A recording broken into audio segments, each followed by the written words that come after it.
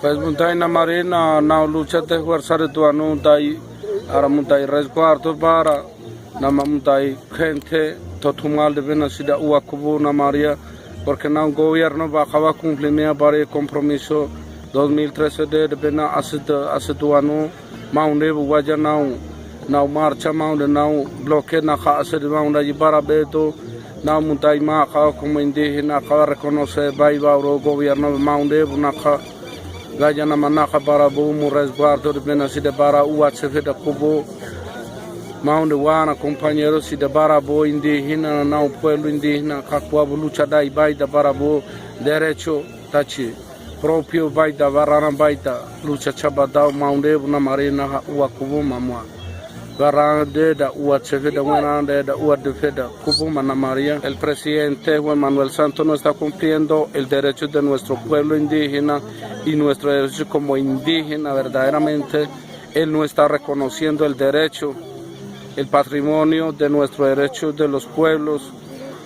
No está reconociendo como debiera ser y los compromisos que ha venido diciendo que él va a cumplir nunca cumple.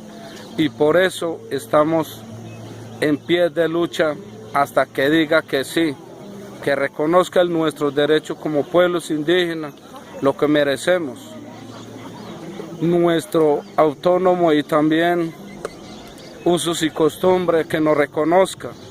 Él como presidente, él debe saber por qué estamos en pie de lucha, por nuestro derecho, por nuestro territorio, que vea cuál es la necesidad de los pueblos indígenas. Donde nos toque, donde toca que ir, estaremos si queremos lograr el derecho de lo que nosotros pertenecemos. Queremos estar siquiera un mes, 2 meses, hasta que diga que sí. Así estaremos, en la pie de lucha como siempre, como indígenas, luchando por toda por la nación en Vena. Sakay Warisama y Bechira. Modernista Bura, reconocimiento do gobierno como más reconocimiento comunidad baita, dachema baita más reconocida. Posesión de Macabil de baita reconocimiento baita. Maunista Bura de tierra, compra de tierra de montañista Bura manga como una lucha na canindao, na toma be na case canindao. Maunebul de nesia comunidad baita, comunidad como en el casco urbano en Vena. Vaya territorio da mau tierra de udo ide.